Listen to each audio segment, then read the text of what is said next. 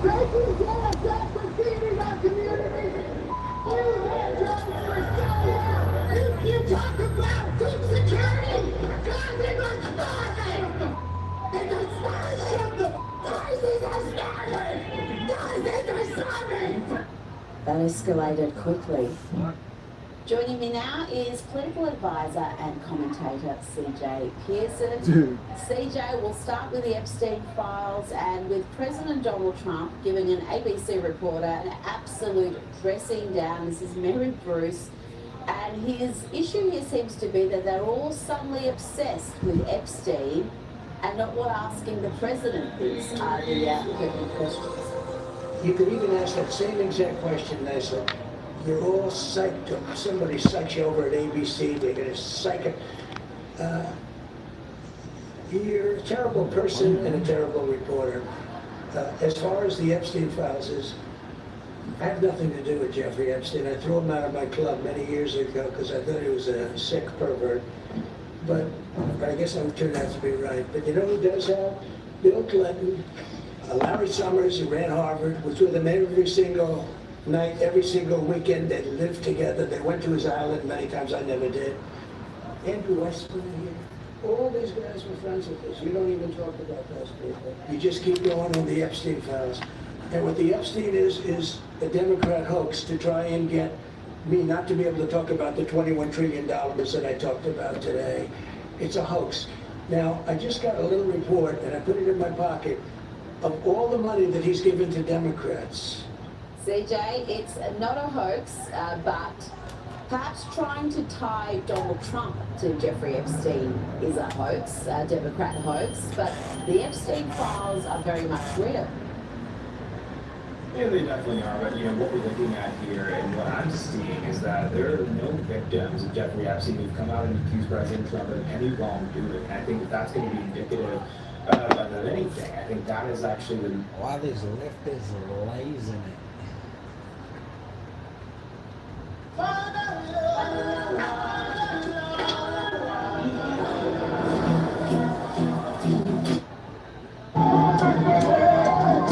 He's smacking the drum with bacon. There is no Sharia law in Dearborn. And anybody that tries to burn the Quran, God will get them one day, I promise.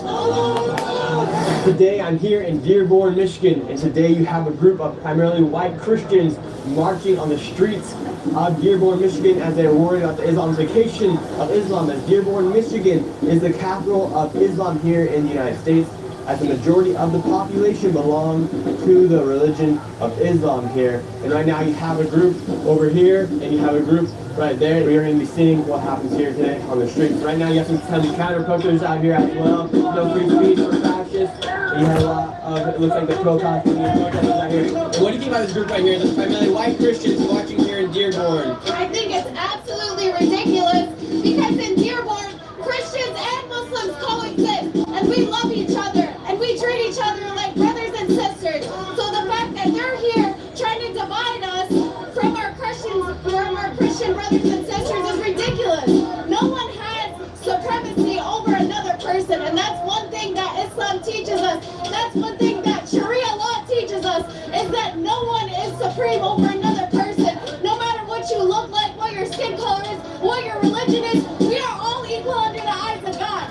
So we are here now just retaliating, trying to protest against this bullshit that they're bringing out now. You're out here today and you have the America First out. What do you think about what's happening here in Dearborn, Michigan? I think it's about the amount of immigration that we allow. Do we as a country want foreign outposts in cities like Coldwater, Hamtramck, and Dearborn? Or do we want to have like a cohesive, agreed upon culture and ideology for our society? And so we welcome all sorts of people, and diversity is one of America's strengths, but when it gets taken too far, we'll start to lose our country's identity. What do you guys think about this primarily white Christian group pulling up today here in Dearborn, Michigan? I don't think they're Christians. They're not Christians. Those are Zionists. They're Zionists. They are not Christians, bro.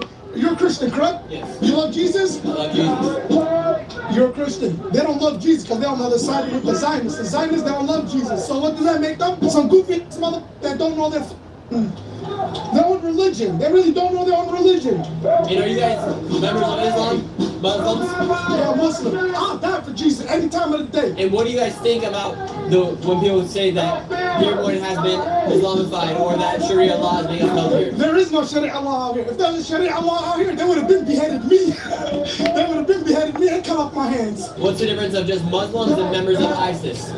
Oh man, ISIS, they're not even Muslims. If ISIS was Muslim, they would have been stepped in and fought Israel.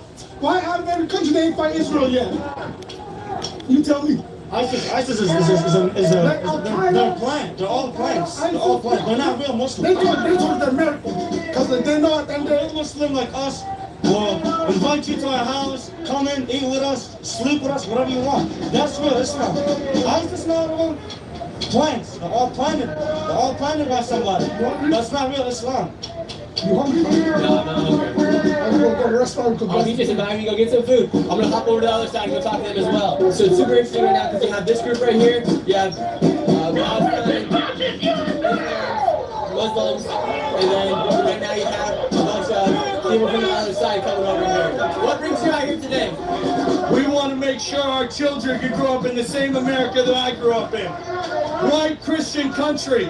Our founding fathers' blood soaks this land. Not for Muslims and Islamic jihadists to play their prayer calls where our children walk to preschool. It's disgusting what they've done to Dearborn, Michigan. They have turned this into Rome. They've turned it into London. It looks like another country here. Every single sign on every single street is in Arabic. How can you consider yourselves as assimilating Americans when you don't eat the same food we eat? You don't speak the same language we speak. You don't do anything that Americans do.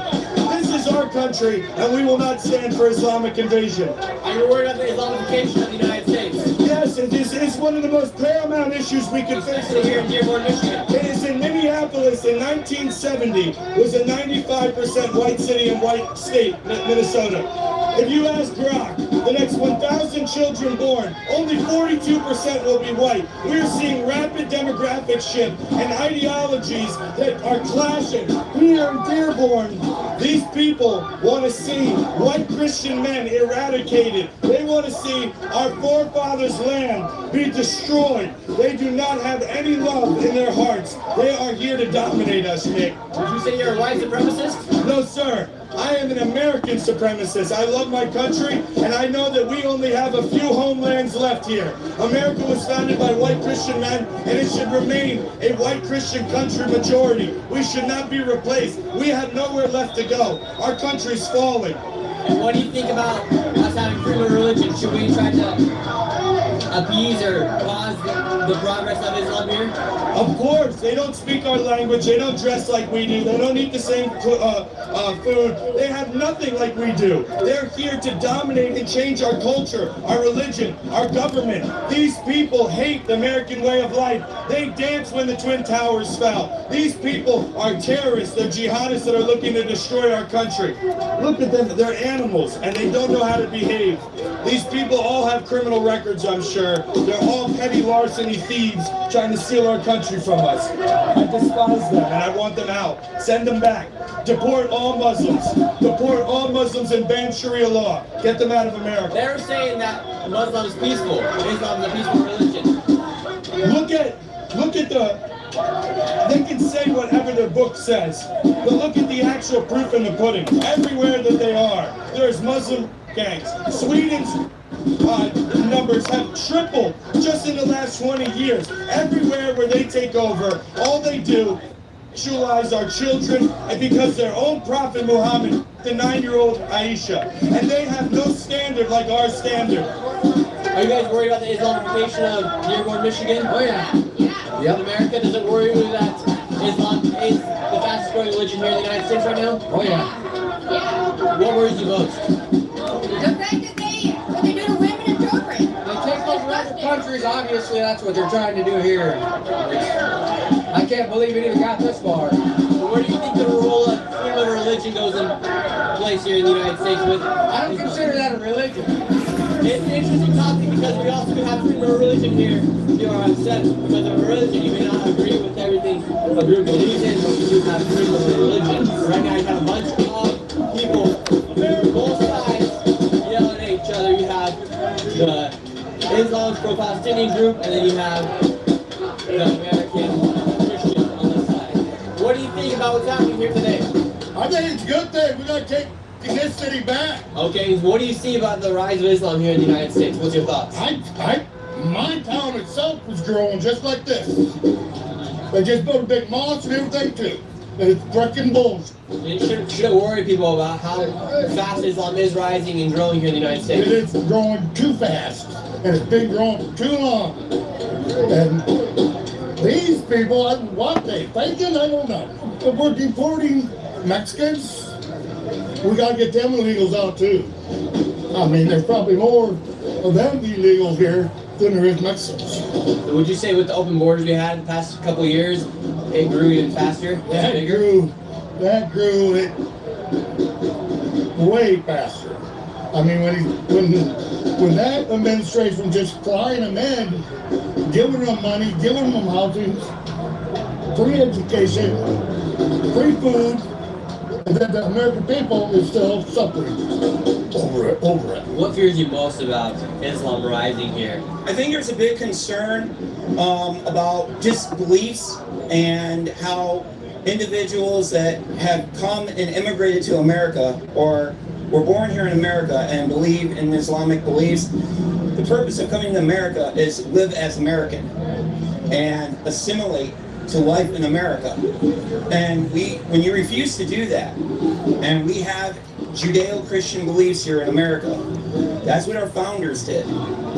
So that's what our founders believed, and that's the way it is. So if you want to believe in something else other than a Judeo-Christian way of religious beliefs, then either decide to live somewhere else. But that's what America is. That's what it was founded on. And today this protesters see me going back and forth with the protesters playing a bit on devil's advocate to get both sides, and I think it's important that you question both sides critically to see what they're out here for and to get them thinking as well. That is my job as a journalist here, is to get the story of both sides. What do you think about what's happening here in Dearborn, Michigan? It's wild. I've been in Dearborn my entire life, and I don't think Toby Keith died for this. And should we be worried about the rise of Islam here? Oh no, everything will be fine. What brings you out here today? What brings me out here is support for America. What's going on in Dearborn and Dearborn Heights as a greater whole with this community is become despicable. If you're a Christian, if you're anyone of faith in Jesus Christ and you walk around these neighborhoods at night, I would not recommend it. You will be followed, people will ask you questions. There are certain areas where I've been talking to even my girlfriend where it's become it is Sharia law by choice, they say, where we're not telling you you have to dress in a burqa or a hijab, but we strongly recommend it. And that is something that has to be put to a stop. It always starts this way. The slippery slope is always real. The moment you give them an inch, they take miles and miles. What brings you out here today? Well, I want to support the Americans in their free speech. Where are you from? I'm from the UK. Yes, I'm from So what Wales. are you doing here in Dearborn, Michigan right now at a protest about the rise of Islam here inside of Dearborn, Michigan in the United States? Yes, I got here last night. I live in DC. I've been living in America for 9 years, just became a citizen. And given that I'm from the UK, I've seen the fall of Europe, I've seen the fall of the UK. There's 82 Sharia courts in England and Wales, and I do worry that it is becoming too popular too fast, and we need to definitely have conversations about it, and this is obviously a big part of that. Why do you think Islam is becoming so popular right now? It's the fastest growing religion in the United States. I would say birth rates. They outbreed us in every aspect. And what do you see in your home country, in the United Kingdom and Wales, with the rise of Islam? I see white guilt and colonizer guilt. I see people self-censoring and the government not standing up for the people that have been there for generations. Do you think if people don't take a stand, eventually the United States will be similar to Europe and the United Kingdom, where they've gotten the rise of Islam? Unfortunately, yes. I think that today men are extremely weak and they need to fight for what they believe in and the fundamentals of their country. How many more years do you give the United States until it's a bigger issue here with Islam and Christians per se? 3 to 5 years. 3 to 5 years? Yeah, but for me, I saw it when I was 12 or 13, and I left the UK when I was 18 for this exact reason. And how do women feel in Islamic towns like such as the one you left, or that was growing to become an Islamic town? I felt extremely unsafe. Actually, we had police officers come into our school and say, this area of Wales is now going to be a no-go zone, so don't go there if you're a female. And I thought that's ridiculous. I come from a long line of Celtic people, and we should feel safe walking through our towns and our villages. So do you think eventually women will feel safe walking through their own towns here in the United States? I already feel unsafe walking through here. I have 2 bodyguards with me today. Yeah, I don't feel safe here at all. What's life like here in Dearborn, Michigan? It's beautiful. You know, it's a good community. Everyone loves each other. And are you Muslim? Yes, sir. And what do you think about seeing this group out here today? I don't know what this protest is for. What is it for? They're worried about the rise of Islam here in the United States. They're worried about it? Well, I hope they all have a beautiful life to live, and we wish the best for them. And I hope they change their thinking towards Muslims. You have the Lebanon flag on today. I sure do. And guess what? I'm white. This is my Lebanese husband. There is no Sharia law in Dearborn. You guys want to go to the Pantheon and chill? We'll get your lap dance. Come on. We got a scuffle going on. We got green light, and we're holding up traffic. We got people coming out here. What's up, Bryce?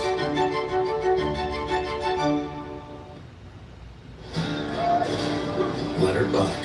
It's a way of life. It's taking on the day, no matter what. Being your own boss says a lot about you. United's Community Credit Union is your trusted advisor for every moment that matters. And all. You're blocking off the roads right now. You have scuffles going on in the middle of the street. Your husband was about to get in a scuffle here in the middle of the street. That's good. You guys deserve it. Get the f out of our. Now we're gonna come to your guys' city and do this. Same thing. I saw you about to throw down here in the middle of the street. Hey man, listen, these people hate our country. They hate everything we stand for. We have to oppose them everywhere they go, all right? Black or white. If you're a Christian in this country, these people hate your way of life. They oppose your existence. We can no longer allow this. They come over here with their 4 fusions. Go back to your country, all right? Go back to Somalia. Bye-bye. Go back. You think any of this is fear-mongering from the right? No, it's necessary. You know, it's not fear-mongering. We need to do this because we're looking what's happening across the pond in Europe, in Berlin, and France, all over, and London. Do we want to be like that? No. And black people, guess what? This country that you live in, you benefit from it. You should stand with your Christian brothers. Stand with our white brothers and sisters. This is our country that we've built together. We lose it, we have nothing. We lose this land, there's nothing else. You're not going to go to Africa and survive. You're not going to go to the Middle East and survive. Guess what? America was built by Christians. White people conquered the land. Black people benefit from it. We have to stand up for it. That's important. Jeez, it's fight broken out. They're throwing iPhones. What happened? Cam Higby was just attacked. Uh-oh, this is about to get bad. Cam just got attacked on a live stream. They threw his phone. Right now, everyone's chanting, MAGA, go away. Cam was just attacked. Cam Higby just got maced while he was doing a live stream. Right now, You're inside of an came up and got in my RV face. He said, pouring water turn over the camera off or I'm going to break it. Break it, whatever. And so, of course, I kept filming. I held my ground and he pushed right into me, so I pushed him back. And then he maced me. And now you've taken some refuge here inside this RV. Were you antagonizing or what happened? No, I was just filming. I asked him a question. After Cam has just been attacked, now people are planning something. And what are you planning? We're going to burn a Quran in retaliation for assaulting one of our patriot heroes here, Cam. America's a Christian country. We can burn any type of book we want here. That's what our founding fathers would have done. That's what we're going to do right now. That's what our founders would have done. Cam took refuge here inside of this RV. You got pepper sprayed, and now they're going to be burning a Quran. This is about to go. This is about to get wild. Now they're gonna burn a Quran. Now they're gonna burn the Quran. And then some guy's like, Come burn it, man. Come burn it. Come burn it.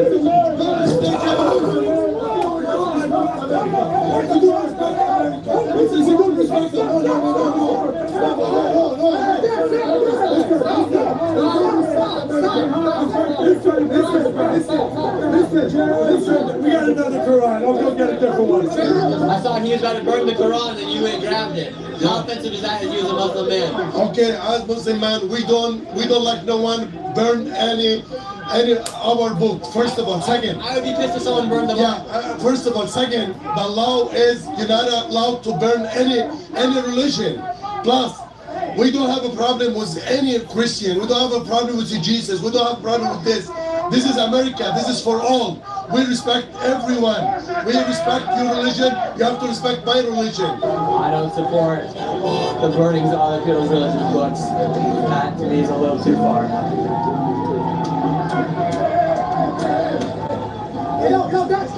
And now he's got bacon with the. He's smacking the Quran with bacon. You can't touch it.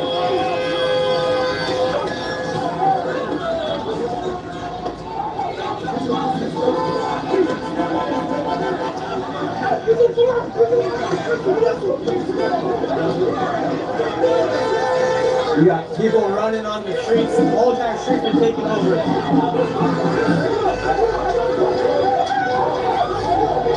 Entire street, intersection. You got green lights right there. Nobody's able to go through. Cops have just appeared on scene. Now you have cops coming in. What's your thoughts on what's going on? No division, man. This is about unity. This is supposed to be a unity march. This ain't this stupid. Literally. How would you f***ing Christians, which I am, feel if I walked in here and burned the f***ing Bible and I'd be pissed. I don't agree with that at all. That's what I'm saying. We gotta respect each other, man. This is bullshit. There's a fine line when it comes to respecting other religions. Yeah, fact.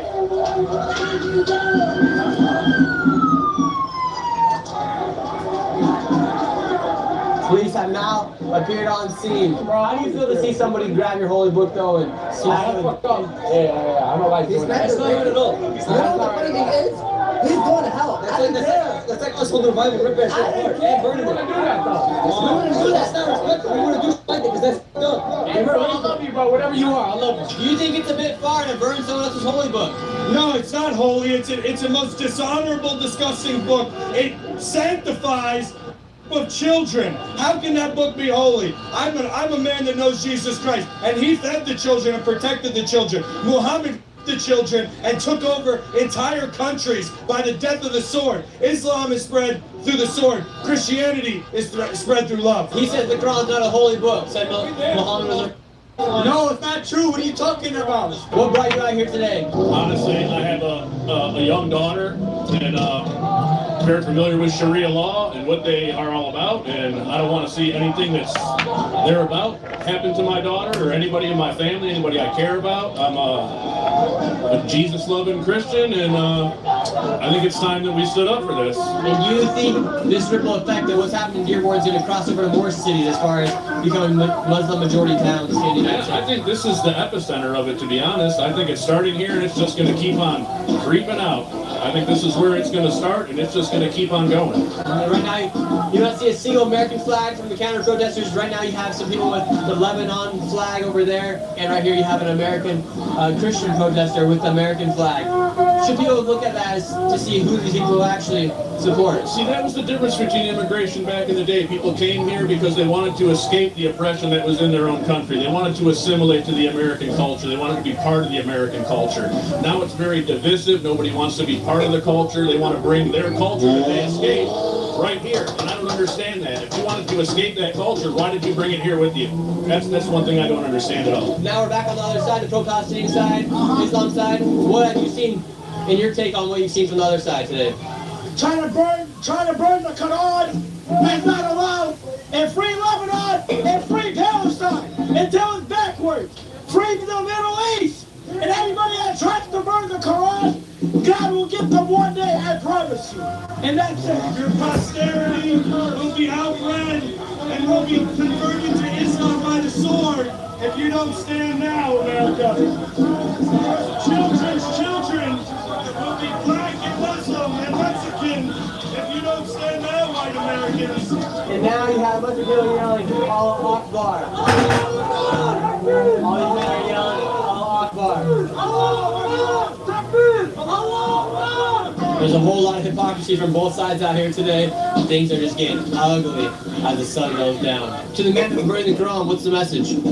Kim, honestly, we never burn a Bible because we're more respectful than that, and it's bad deeds for us. So if you want to burn a Quran, you're a certified and you don't even believe in your own religion. Truly. People out here are just driving around and they're hearing what's happening as they attempted to burn the Quran, and people are freaking out. I don't agree with burning the Quran. I think that's a little too far.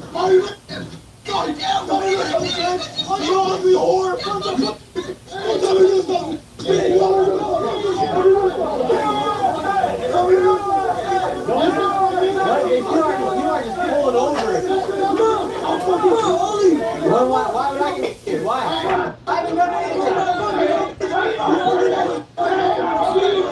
They got word out that they tried to burn the Quran. And you're getting heated. You're just pulling over. You're hopping out of the car. You're ready to brawl. I had my gun. I was gonna blast. I didn't see the cops. I swear to God. That's it. It's hey. I don't care. To me, I don't care. My life. I don't give a.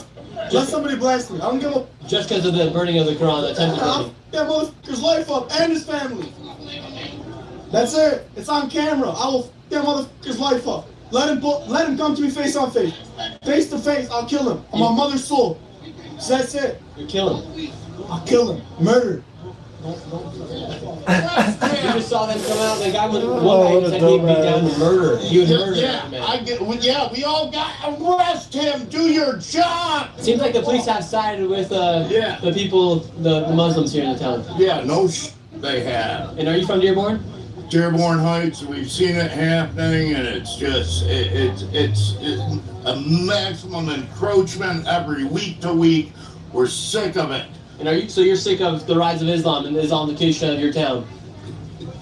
Not the religious aspect of it, the non-assimilation and repression of the American culture. You just feel more than anything they're not here for the American culture. Absolutely. They have a different agenda altogether, and we see this with their economy, enslavement, subversion, no value of human life, no acceptance of anything other than what they are, which is really kind of dumb. Now you have all these Islam men yelling Allah Akbar. I have a question for you guys. If America were to get in a war with a country like Iraq, who would you guys defend, America or Iraq? We won't get in a war. That's not permissible for us. But at the same time, who would you defend first? We would support our brothers in Iraq.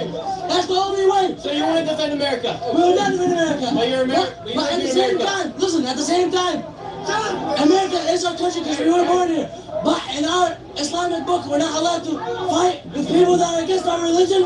So we just take up the jail time. So you would That's not, what we do. So you would not defend America? I would go to jail instead of fighting for America. And who would you defend if we were to go to war against a country like Iraq again, America or Iraq? America. And should that be a troublesome conflict of interest for somebody to be here in America that would rather support another nation like Iraq? Anybody who supports another nation needs to live in that nation. Everyone's yelling, Allah Akbar.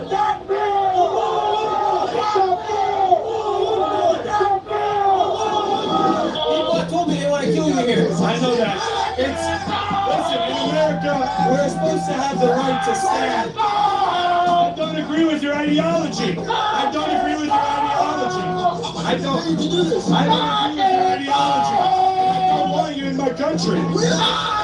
This is why we've assembled here today, because we want to combat the Muslim mayor. They're going to be meeting in here later tonight in about an hour. Absolute violence. This is why they're here, because they have a city council meeting. I guess they're trying to put pressure on the mayor or somebody here inside of this building. But man, hostilities get wild. I believe they're going to cancel the 6:30 City Hall meeting because everybody's shipping the out. I don't have bananas. Chill out.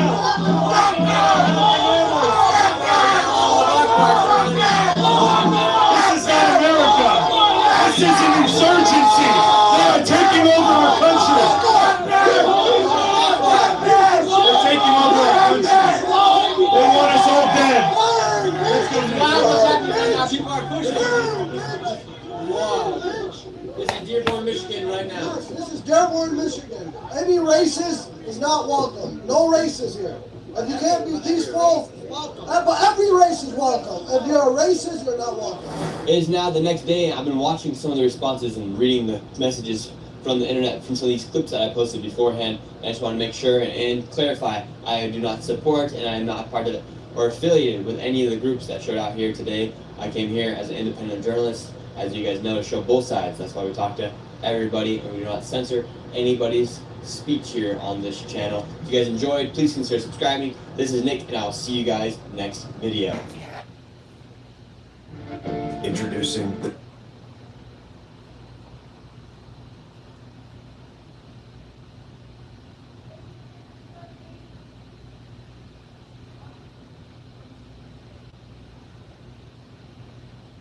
Well, hello everyone, and welcome back to Making the Argument. I'm actually here.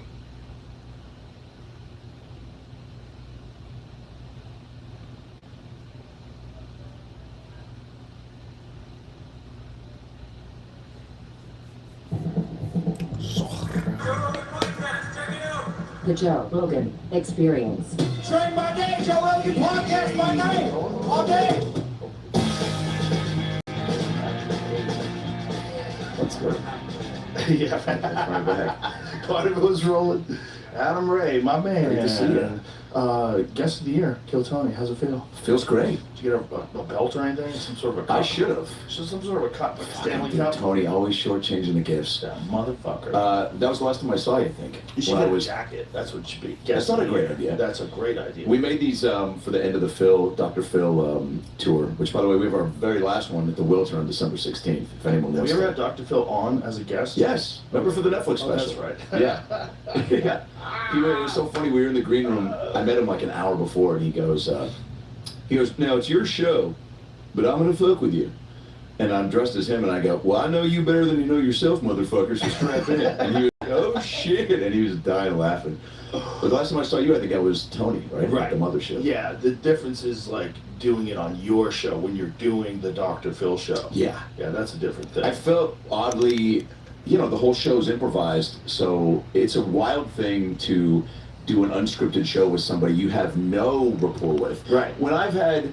And you're doing an impression of him. Totally. So I'm trying to go, I think everything I'm going to do is hunky-dory with him, but like, I don't know if I'm going to press the wrong button. Like at one point, I think he said something where I go, well, marriage is tough. I go, but we keep it fresh in the bedroom, right? And he goes, okay, well, you watch yourself. And I was like, we don't use butt plugs? But he was such a, he rolled with everything, man. I'm good friends with his son.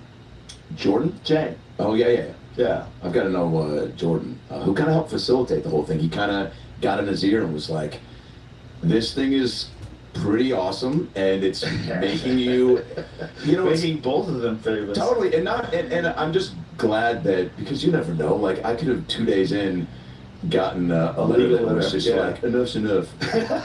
Easily. I actually ended the Netflix special with showing his signed contract like to the camera, being like, look, no cease and desist. But you never know. It's a parody. He's a really good guy. Yeah, and laughing at yourself is such a, man, you know what I'm saying? Like, I started talking about this on stage, where it's just like the people that I am friends with that like, that aren't comics, that I'll be in, hangs with, that like, if I, bust their balls and they get a little weird about it, it's like, oh man, like, you're a bummer not only for right now in the hang, but just this bleeds into other facets of your life. Oh, you gotta be being self-deprecating, and within context, obviously, if someone's just, just making fun of you, just being mean. There's a difference. There's a difference between me and being funny. Yeah. But like Tony, for example, like doing Tony on Kill Tony, I remember I was in Portland, or in Eugene at my buddy's club, Olsen Run Comedy Club, shout out, great club. And I'm there, and I tell the story about how Shane and the Biden-Trump thing came together. Because a buddy of mine asked me, he's like, you and Shane had been best friends like 10 years ago. That was probably the 6th time we've ever talked to each other. So we're getting to know each other in full makeup for 2+ hours. That's a weird way to build a fucking friendship. Yeah. And so you guys are so good at bouncing off of crowds and off of each other. It was seamless. Right. It was really fun. Yeah, there's something cool about jumping into bit vault with somebody that's just like, oh, I just want to make the other person laugh. Yeah. I got comfy because he's Shane. He'd been nice about the Phil stuff, but like, he was definitely established as Shane Gillis. So it's like, and it's Trump, and Biden's trying to find I'm trying to find my ways to be a sniper when he's not known for being funny.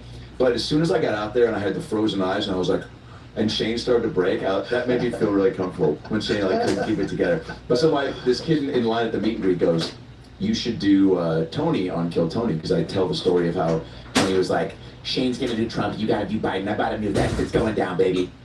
You know, I do all that, and the guy's like, you should do Tony. And I was like, I kind of scoffed it off. And then I texted him and I said, what would you think about me dressing up as you? And he just texted back in all caps, absolutely. It'll be your best character yet. And then, while we're doing this, unfortunately people can't see anything. So, you know, they just see us. Oh, that's right. I want to show. Okay. Because it's so crazy how close you get to him. It's kind of eerie. Like, I didn't see it how your face structure changed. Yeah. Like, you look like a different person. Yeah. It's like you had become Tony. Like, you do a weird thing when you do characters. Like, you oddly become that person. Like, give me some volume on this. Oh, the beginning, yeah. Give it up for Tony!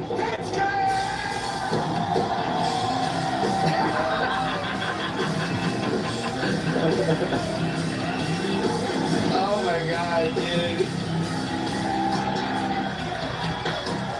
Who's ready for the best fucking night of their lives?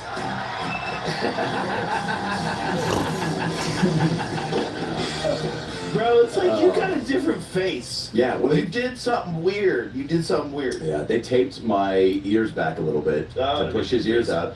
And then the teeth are the same. I just got the clothes, the hair. I mean, you look oddly like him. Yeah, it's wild. Less like you than him. Yeah. I would think that's more Tony Hinchcliffe doing an Adam Ray impersonation. You know what was the best is Woody Harrelson was there that night and comes up to me after and he's like, man, that shit was fucking crazy, man. He's like, I don't know what was going on or what you had to do. I was like, I watched the intro a bunch. I've known Tony since we both started. And he goes, you kind of got a little Johnny Depp going on with the thing. So then I started going, I go, Woody, maybe I am Johnny Depp. Maybe I'm Johnny playing Tony. And then he was like, what the fuck, man? Bro, you should totally do that. Johnny as the pirate. That's not a bad idea. It's a fucking great idea. Wow, I just heard your on accent. Kill Tony? 100%. In full pirate garb? Yes. Holy. Just come out Jack Sparrow. I'm a big fan of Hans Kuhn. Hans Kuhn Yes. Dude. That's a great idea. 100%. Okay, yeah. Has to be done. Yeah, real understated. Has to be done. Wow, okay. That is your next Wow, big okay. Oh my God. It's like, Oh my God, the wow. Amber Heard jokes are endless. Oh my God. Endless well. Oh my God. I'm just like, Endless well. what sort of a pot could he pull from to kind of... cocaine. Yeah. No. And maybe every time he likes somebody, he goes, I'm going to give you Spoiling the you, Joe. This has to of happen. approval. And he gives him like a bracelet. Like, That's a great idea. Wow, Joe, all right. Dude, this Holy is a shit. perfect character for you. People have pitched to me to do... You should have a treasure chest filled with cocaine. Can we link this in the podcast so we can save it? Or? No way. This is a great. treasure Let it roll. chest filled with coke. Oh my God. Bring out a treasure chest filled with baby powder. Just about like 10 pounds of baby powder. And just in between, instead of Heidi bringing out drinks, she brings me bags of Coke. And I'm just bumping A lines. fucking full treasure Oh, chest, that's bro. so funny, Joe. Yeah, That's parrot. so- You know, parrot. A real parrot? No. Real parrot would probably freak out and have a heart attack. Yeah, I did just, so I tried this new character called Bruce Robbins at the Comedy Store. He's like a mentalist magician, and it's going to drop on my YouTube in a couple weeks. And I rented an owl for $1,200. Harlan said he knew the type of owl. Harlan was on the show too. A Eurasian, I think, owl. He said it's the biggest owl. Whoa. This thing was, so the whole bit was, this character Bruce Robbins, he's got like a big blonde coif, big buck teeth, and kind of from the South, talks like this real fast, And I'm a magician. I'm a former real estate agent too, but magic is my healing power. And so the bit was bringing out this owl that was like a psychic owl, and so people would ask it questions. But I had my buddy who does a really good Morgan Freeman do voiceover. So then I would hold the mic up to the owl's face, and then you would play the Morgan Freeman. So like somebody goes, how many? Or is somebody asked, is democracy, is democracy ruined, or are we going to save it in this country? And we had a bunch of canned responses, and so then I go, Archie, what do you think about it? Archie the psychic owl, is democracy going to be saved or ruined? And then you just hear Morgan Freeman go, gay. I go, thanks for. Any other questions we got? But a real parrot for Johnny Depp would be wild. Or maybe I it's a don't. fake I don't think parrots would enjoy that. It'd probably be animal cruelty. It probably would. The large crowd of people screaming. And what's your creature? You know, do you have any? Has Why anyone would that be brought? animal What's the craziest cruelty? thing someone's brought into the mothership for like Like an animal? No one's ever brought an animal. I'm trying to think Except too. Paul brings his dog sometimes, but he's got a Yeah. sweet dog. Yeah. And Ron's brought his dog a bunch of times. Right. Ron's got a cute little dog. Yeah. And I'm trying to think of when we did a Dr. Phil at the mothership, we didn't have too many crazy You ever elements. worked with Eliza? Schlesinger, yeah. We did a game show. She make you hold her dog. Used to make her always She just hold the like dog. give you a dog before she goes on stage. Take my dog and be like, okay. I know, and thank God it's always the people that love dogs. I've held multiple dogs of hers over the years. You have his dogs die. Oh and yeah. She gets a new one. Bro, She got that new one with the scars around her nose. Yeah. Where she was one of those dogs that they were, I mean, who knows what the fuck they were going to do to it. Yeah. But they had its face bound. I think she got it from China. Wow. Yeah, she did. Yeah, because I think she called it like feng shui. Yeah. Like Something like Chinese dim name. sum. Dim sum. something like that. Is that Yeah, it? they might be. It's close. Something like that. She, which is racist. so she's racist. Yeah, very racist. Couldn't have gone with like Albert or Jill. Bro, you ever been on Blue Sky? What's that? Blue Sky is like the ultra super liberal Twitter for people like Twitter's filled with Nazis, and they ran over to Blue Sky. Some guy wrote, "I'm just trying to be zen about it," and then someone under that wrote, "How about try not to be racist against Asians?" Wow. For saying For saying zen. That's, I don't like that. That's crazy. That's crazy. That was one of the wildest Zen- like reaches I've ever seen in my life. Zen is a Zen is one of the state best mind. words to describe being How could tranquil or Yes. serene, right? Is another one. Zen in the art of motorcycle repair. God damn. Zen in the art of archery. I was just Great talking books. about how my dogs are my like Zen happy place. Which, by the way, Imagine thinking that saying that is racist. yeah, that's bananas. But that's how crazy. This is like what you're dealing with humans out Yeah. there. Some people are just off the reservation. Yeah. You posted something recently, or maybe you said something on a pod about like your love for Marshall, and I wanted to bring this up because we're thinking about finally trying to have kids. My wife's had to go through some stuff to get us in a place to, you know, where it's all right on that front. Satanic rituals, right? Yeah. Yeah. Goat sacrifice. Yes, goat sacrifice. She Yeah. did play some song recently that said it was maybe an Ariana Grande or something song, and I go, are we sacrificing a lamb in the backyard? What the fuck is this? It was just so, it made me feel so old because it was so just, and I was like, I don't know who this is, but we're getting close to having kids, and we have 2 dogs, and I'm like, I get emotional even with dogs, dude. I mean, it's bad, like, and I don't even know how it's gonna be with kids. I mean, and you can probably attest to that. When you go on the road? Yeah. Yeah. I have trouble leaving. You can't even compare. When I go on the road, I know someone's taking care of my dog and he's going to be great. Right. He's a sweetheart. He's great with everybody. Yes. I never worry about him. Right. Kids are a totally different beast. Oh my God. It's like you can't even imagine how much you're going to love them. It changes you as a human being because then you start to realize that everybody was a baby. And that most of these fucked up people in the world, they just got a bad deck of cards. That's a great way to put it. And they just been handed a shit sandwich every fucking day of their life. Everybody and was, then yeah, man. you run into them and maybe you It's a were bummer. lucky. You had really nice parents. Yeah. You lived in a really nice neighborhood. You had good friends. You weren't in jail when you were 12. Yeah. You know? And so it's just you have more compassion for the whole world when you have kids. I could have been in jail when I was 12. I put a firework in my neighbor's mailbox. That's not good. That's not great. What if you had like a fucking lottery check in there? Oh, could you sue over that? No, I guess there's no way to he's find gonna out. kill you. He's not gonna sue. He'd rather go to jail. The money's gone. Dude, we did it with. What do you have? You don't have enough money to pay for the $100 million lottery. God, my single mom would have freaked the fuck out. Imagine if they said no, you can't. The lottery is the craziest scam. It's so wild. It's legalized gambling. Yep. Everybody does it. But you know what it is? It could be you. That's the slogan that makes people go, I never thought of it like that. But it's the dumbest scam because you have millions of people trying to win. And like at least in blackjack, you've got like a 40% chance of winning. You know, you have like fucking no chance of winning. You're just donating money, hoping that you're the one person out of 5 million. Maybe even more. Maybe more. Sometimes the odds I feel like have been in like the 7 billion. It's like there's a better. Let's ask. Let's find out how many people go. Like, let's find a lottery, like a big one. Okay. Like, what's a big one? Well, Colorado State, maybe. What are the big ones that you hear in the news that get to Powerball? Okay, let's say Powerball's what. That's a huge one. They nailed it with the title too. Let's guess here. Let's say let's find out how many people get paid out and how many people buy lottery tickets. How many lottery tickets are sold? Okay, let's put this into perplexity. We have an AI sponsor that can give us information now. Ooh. So because I talk a lot of shit, and sometimes I'm absolutely wrong. So it's super important. That is important. To use perplexity. Good for you. It's crazy when you watch it work too, because you put in a prompt. Can you show how it's working? Put in a prompt and look, it just pulls out all those articles. Oh my God. And then bam, Just a puts a fact checker synopsis in seconds. And a knowledge dropper. Look at that. Look at that in seconds. That's so crazy, dude. I don't think we realize how nuts that is. It really is. Because guess what? Even if it was a couple seconds to compute and like process, you'd give it the time and space to figure that out. So here it goes.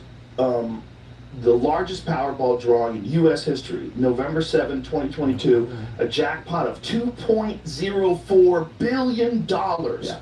Over 100 million tickets were sold for a single major drawing as the jackpot approached the $1 billion mark. For instance, when the jackpot reached 1.1 billion in another high-profile drawing, America's bought more than 111 million tickets. And similar or greater sales occurred for historical record draws like the 2.04 billion event. So, only one person gets paid? No. Well, the smaller jackpots?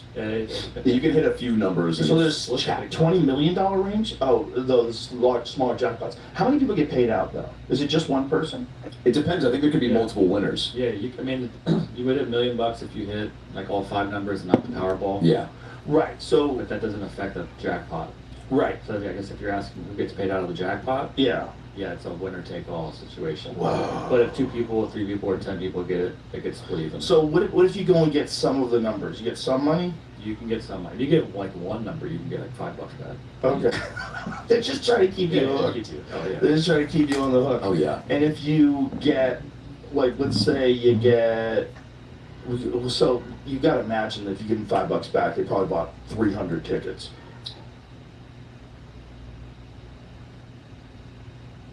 At least. So you won anyway. Yeah. So I was going to bring up this thing that happened, I think it was in Texas. Someone figured out the loophole of like, no, how many tickets can you buy and how fast can you buy them? And they figured out a way to buy more tickets and they won, they were profitable. It is a numbers game. They had to spend like $25 million or something, but they're Well, is that legal? That's where they've gotten into some issues now. Well, here's the thing. Why isn't it legal if you're just buying tickets? Yeah. If you have a shitty system. Yeah. If your system sucks, and by That's the way, on your you. system's been ripping off everybody forever. Sounds like a personal problem. And I jump in on that system and give you all this money. I figured it out. And I win money every fucking time. Yeah. Yeah, maybe this is on you. Maybe you don't like when you get scammed, motherfucker. Yeah, You get scammed on us for years. Yeah. When you sell 111 million tickets for one winner, you have 111 million to one. Yeah. That's Someone might bananas. not win and it goes on, but it carries over. I love That's the stories. Bananas. There was, It's so banana. All right, how's your?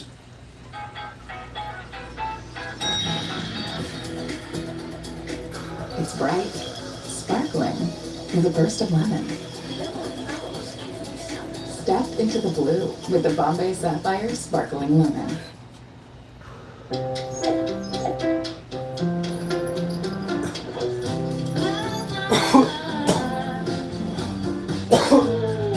Mark, I've been looking at your lips. What have you been doing?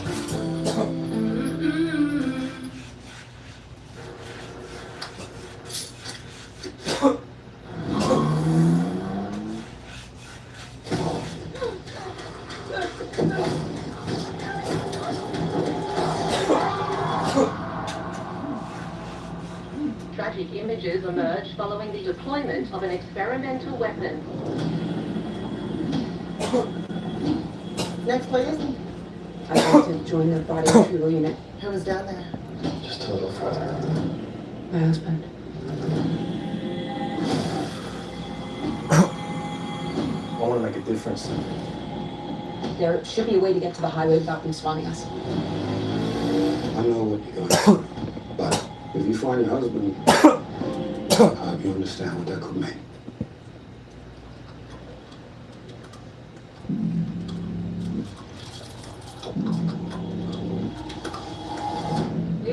on, so do come back online. And go south. All right, how's your schedule looking? Feeling busy? Got a lot on the horizon? Well, No, it's not. Wide open. or visit the link in the description to get started. That's drinkag1.com/Joe Rogan. It's happened a handful of times where like the guy or gal will win and then split it with someone that they like bought the ticket with or said they'd go halvesies on. You know though, there's got to be times where somebody did that and like, you know, because I think they usually publicize who won, but there's got to be a way if you won like $2 million to keep it kind of hush hush, and then you know and then the buddy's like, man, if I can't believe we didn't win, and you did win, and you're like, yeah, I know, fucking better luck next year, but like, oh, he's gonna kill you. Yeah. So well, families have been ripped apart from these types of when they go public and name changes. I mean, I've heard all sorts of. There was a documentary about the lottery from the same guy who did, I think it was Spellbound. Do you ever see that about the script spelling bee? They followed 5 kids around the country. Oh shit, I gotta check on my super quick. It's a brilliant documentary, and it just goes to show you. I mean, they're all different walks of life kids, and some are, you know, their parents are like spelling. They're all pretty, like, you know, serious about it, but some are very. I think there was a young Indian kid, and his parents are like, yeah, spelling is life. And then there's a young white girl, and her parents are also very like disciplined about, you know, her being on top of this. And then there's a young black girl, and her mom is kind of like, if she's happy, she loves doing it, I'm a supporter, you know, but it's all different walks of life. And you follow them almost like Best in Show up until the big event. And then it's the actual spelling bee, which is just, you know, so fucking, I mean, you've seen some of these on ESPN, right, over the years? Yeah. And the pressure, though, is like what's wild. Yeah. Seeing a kid at that age deal with that type of pressure, like, even though they love it, they're up on that stage, like, fuck, I remember I played the Cowardly Lion in 5th grade. I freaked the fuck out. A, because I was a fat kid, I was fucking, my tits were falling out of the lion suit. I asked for ice cream cake instead of courage when I got to Oz, but like, these kids are having to, there's money on the line, the parents have like, they've flown all across the country, like, anyway, but the guy did a doc about the lottery and how it's, the pros and cons, but mostly about how it's like a big scam and stuff, and it's, you know, just kind of a social experiment, really. Well, it's definitely a way to keep people or going insane. I'll choose going insane over people. Well, hooked. It's a gambling thing. Yeah. It's 100% a gambling thing, and it's like very, very profitable for the government. It is. But the thing about it is, nobody who wins ever gets happy. It's not like everybody who wins. More money, I more don't want to problems. say everybody who wins. The vast majority of people who win go broke within a very short amount of time. Oh, really? Yeah, they blow through their money, and they wind up getting robbed, or something happens, and like it's not like you've had an unsuccessful financial relationship with you know, with money and with funds, and you know, being prudent with your expenses, right? And then all of a sudden you win the lottery, and you're like, okay, great, I'm an accountant, I know how to handle this. No, most people are just like barely getting by, and then they win the lottery, and they've always been late on bills, and now they're buying a Rolex. You're going from 0 to 60. Yeah, you can't adjust. Was the winner of that $2 billion. Oh, look at him! Wow, dude. Look at him! Just a kid from LA. Look how happy that motherfucker is. You better run, son. Run to Canada. Run to Canada. He's gonna buy so much Under Armour. Go somewhere where they don't know who you are. And enjoy your life and lie. Did you lie ever- about where you got your money? Say you got a business. You know, say your dad died. And Went in on an whatever. app. Yeah. Grandpa left you a lot of money. He had Grandpa, gold coins from the war. No one questions. No one questions old artifacts. Yeah. Yeah, don't say you won the lottery, because then people don't think you deserve it. So if you're Jeff Bezos, you made Amazon, there's pictures of you in the fucking garage with its Amazon.com sign above your head. The early days. Yeah, the early days. Like, you know, that guy built that fucking company. Sure. So if he's out there balling, that kind of makes sense. Yeah. You know, you see Jeff Bezos has a giant yacht, you're like, I'd have a yacht too. Totally. I'd do that. I would do the same thing. So, but when you get the Powerball, and all of a sudden you got $2 billion. Just like that, dude. And by the way, it's not really $2 billion, because it's $2 billion if you live to be like 1,000 years old. But they take it. They pay take you the like tax on $100 it. a week. Yeah. It's weird. So like big they don't, payout. or you can get all of it in one sum, but it's never the same. It's never the same amount. They give you way less. Yeah. Which is horseshit. It is. So if you want to get the $2 billion, it's probably like, what is the actual? Let's find this out. What's the actual payout schedule that you can accept either the payments where they just pay you like we got $2 billion coming your way. Guaranteed. I'll put a Promise lottery. you. Yeah, we're gonna give you a little every month. Feels But like wait a minute. What did you do with the 111 million tickets you sold, motherfucker? Yeah. You sold 111 million tickets. What'd you do with that money? Where's that money? Yeah. How about give me all that? Yeah, no shit. The fuck are No you doing? shit. What is this? So 30-year annuity option. 30 years. Wow. They want to pay you for 30 years. Would you take that or just take the... Nice and slow. Yeah. That's the way we do it, see. Nice and slow. It is that guy. This says this option pays out the full advertised jackpot amount. Oh, it's a different one? I didn't know that. Let me see if that's real. By the way, that voice So there's you were doing, that's for sure the head of the lottery. nice and slow. Mr. Burns, Al Pacino type That's how guy. we're gonna pay him. Nice and slow. Oh yeah, dude, in a Fila jumpsuit. Yeah, some dude just stealing money. He's Oh, got yeah. a fake Rolex Oh, on. yeah. Paying him nice and slow. Oh, yeah, dude. 30 years is crazy. If you win the lottery and you're 60, bitch, you ain't got 30 years, especially with lottery money. Yeah, that but kind if of you win cocaine. the lottery, you you get cocaine and Ferraris. Like, you got lottery money. What do you think you're doing? Because I mean, you're fine. But like, did you ever fantasize about like that? I think it's normal to be a person.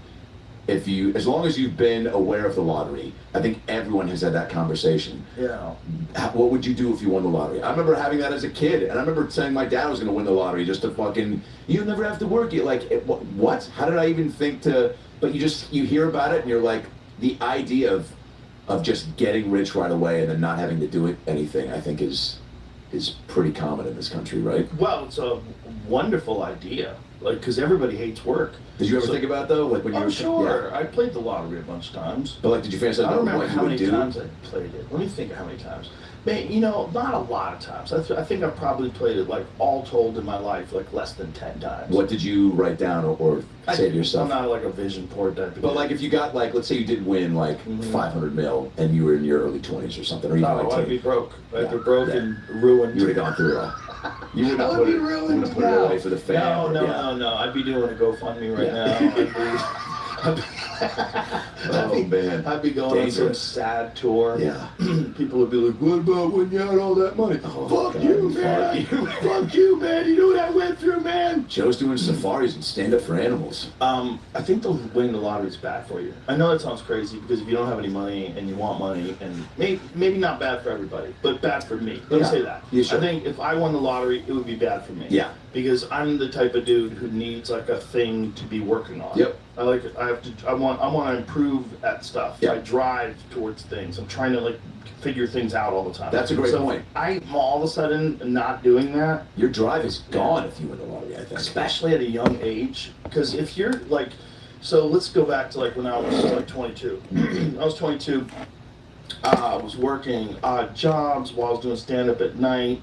I was working for a private investigator. I was Whoa. making $20 an hour. Wait, like maybe. Did you really do that? Yeah, I drove around a private investigator. Holy shit. Yeah, he was a good friend for years. Like, he died recently. His name was Dave Dolan. He's the best. I kept one of my old phones just because he left me a message. He used to call himself Dynamite Dickless Dave Dolan. he was a hilarious guy. The funniest guy that I've ever met that wasn't a comedian. He was so funny. He was so funny. And the crazy thing is, what happened was he lost his license from drunk driving. And he put in an ad for a private investigator's assistant, but really what it was is someone to drive him because he couldn't drive. Yeah. Because he was, lost his license. Yeah. I forget how long, like 3 months or something like that. So I signed up for the job. I meet him. This is back when I was still competing. I was still fighting. So he liked that I could like fuck people up if something went sideways. Yeah. And so then we would go, and most of it was insurance fraud. It was mostly like catching people, like doing things like pretending their back was hurt, then you catch them carrying roof shingles up a ladder. There's a lot of that. People, they get hurt, like working for an airline. This one lady, this was so sad, 'cause she let us into her house. I felt so bad. It was a scam, and the scam was, Dave would show up and say, ma'am, my girlfriend was in an accident, and when the police took the license plate of the witness, someone spilled coffee on the report, and it's confusing which letters are the last letters, and one of them is yours. See, we got these two, they weren't right, and we were hoping it's you. And they were like, what's wrong with your girlfriend? And he goes, well, she's got this injury, which is exactly the same injury that this lady had, that she was supposedly getting, that she was, disabled from. And so she's like, oh my God, I had the same thing. And he goes, I hope you get paid. And she goes, oh yeah, not only am I getting paid by insurance, but I'm also working under my maiden name. He's like, oh, that's great. And she goes, would you like to come in the house and have some coffee? Oh. She's the nicest lady. Oh, she had us in God. her house. We were two strangers. Oh, God. Some fucking thick-looking Irish dude with a mustache, that's Dave, and me, like this 21-year-old kid with a fucking crew cut, and you're just letting us into So your house, trusting. Fuck. giving us coffee. I'm like, she's so nice, man. We can't do that. We gotta pretend this didn't happen. He's like, fuck her, she goes. Fucking thief. That lady's a fucking thief. Fuck her. Yeah, I was like, oh gotta my be God, ice cold on that. I can't do this. I only did it for a few months, but that's all he needed me for, really. But we became friends. What a life, dude. Yeah, he was an interesting cat, man. He was a fun one. One of the guys, there was a guy who thought his girlfriend was cheating on him, or wife, I forget. And so That feels like a lot of the cases they get hired for, right? yes, sure. But mostly what Dave did was insurance stuff because they have the most amount of cases. Right. It was all about fight. It's just a numbers thing. Yeah. So this one was, I think my girl's cheating on me. Mm-hmm. So he hires Dave to take his wife was hooking up with this fucking barbarian, this dude who's this big old bodybuilder dude, and he was just pounding her. And Dave had to take pictures, and then he brought the pictures. Brought the pictures to the guy, and then the guy was like, well, keep following her. He's like, fuck you. He's like, I don't know what kind of kink you're into. Like, is this like are you This doing... should be enough. No, it was almost like he was into it. It was almost like they were playing a game, like a cuck game. Oh, wow. It was, you know what I mean? Maybe I'm cheating on you. Maybe you should hire a private investigator and see the pictures. The guy just the girl was, the lady was very hot. And he was very not hot, and then there was this bodybuilder guy. Fuck, dude, it is funny you say that. My brain immediately went to, if my wife was cheating on me, that would be the worst version. Just a huge guy. Because, like, if it's Shaq, you go, if we do get back together, there's no way. Well, you're not, by the way, but, like, if you do, like, you can't go back in there. Right, it's over. I mean, I see Shaq now with, like, when there's pictures of him next to his, like, girls he's dated, I'm like, is that should be illegal? But I guess I don't know. He's gentle. I don't know. How do you do that? I don't know. You gotta ask him. Have you and Shaq on? No, I'd love to have him on. I love that dude. He That would did be Fear amazing. Factor with me. No way. Yeah, he co-hosted Fear Factor one episode. That would be an unbelievable conversation. Yeah, it was like me and him hanging. I had a joke. I was like a 6-year-old hanging out with his dad. Like the size of it. I had a joke about a lady guarding the White House because it was during the Obama administration. Yeah. A guy broke into the White House and they had a lady, an unarmed lady, at the front door. Sure.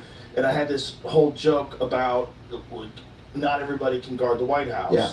And like, listen, I've met Shaquille O'Neal. His dick is where my face is. So I'm like, if the White House is experiencing a Shaq attack, I'm the wrong dude to save the world. Oh my Like, he's God. just gonna run over me. Yeah, He's too dude. big. Yeah. You know, but that guy, when you're hanging out with him, you're like, okay, giants are real. Like, there's real giants in this world. Like, look at this. Oh, you did at uni too. That's awesome. Oh yeah, it was fun. But he's a fan of the show. He was real cool. That's awesome. Yeah, I see him at the UFC all the time too. Imagine if that guy got into MMA. Because he's a martial artist. He practices. That's martial right. arts. There's some good video of him working out, like kicking pads and punching mitts and shit. He's got technique. Is it cool from your perspective when people like that jump into that art form? Are you just like, I love it. Yeah. No, I love it. I want everybody to do it. It's good for your brain. You know, don't do it because you want to be Billy Badass, but do it because it's like the best way of releasing aggression and making you a nice person. It sounds crazy, I know. No, that makes but sense. Like hitting something, Sure. like a bag, you don't have to hit a person. Hit a heavy bag, just boom, boom, boom, boom. You get all that shit out of your system. Wow.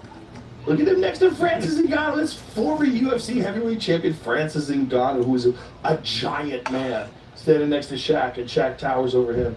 I mean, it's He's honestly too big for the UFC. If Shaq, if the UFC That's was not a fair around fight. when Shaq, no, he like literally is physically too big. Oh. Like the UFC is a 265-pound weight limit for the heavyweight division, which is kind of crazy. Yeah. Heavyweight should be as big as you get. It should be like, I think it should be like 225 and up. That's what I think. I think there's not enough weight classes, but that's a separate conversation.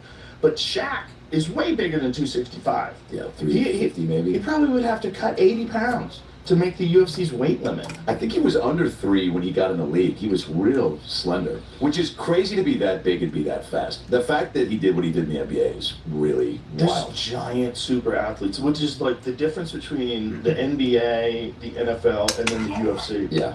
There's like the UFC doesn't get many guys like that. Right. Most of like super athletes when they're kids, they go into football, they go into baseball, they go into basketball. That's where the money is, you know, for a lot of them. Yeah. Like way more, like there's way more spots probably for football players than there are 1000%. for UFC. Like how many professional football players are there in the NFL? 53 per team. And Let's find out. teams. Over 1,000. Don't make me do math. I'm stupid. Yeah, that's why we do this. That's just that. That's also, there's practice squads, there's another 12 or 15 on a practice squad. Okay, let's put it into perplexity. Find out how many overall players are employed by the NFL. And then do it for NBA, MLB, badminton, tennis, then cricket, croquet, Chinese sports, and checkers, parcheesi, Yeah. Uno tournaments. pyramid billiards. I remember the NFL could get way bigger because there's guys that, you know, are half retired and only play like 3 games a year. Okay, so what do you, if you had to guess? 53 times what? There's 30. Jamie knows a lot about stats. There'd be probably 22,000. 22,000. Okay. No, not 20. I was going to say 2,500 or 2,000. Yeah. 2,000 is probably a fair number. And that's just NFL, correct? And then you have XFL. How many people are employed by the XFL? Great question.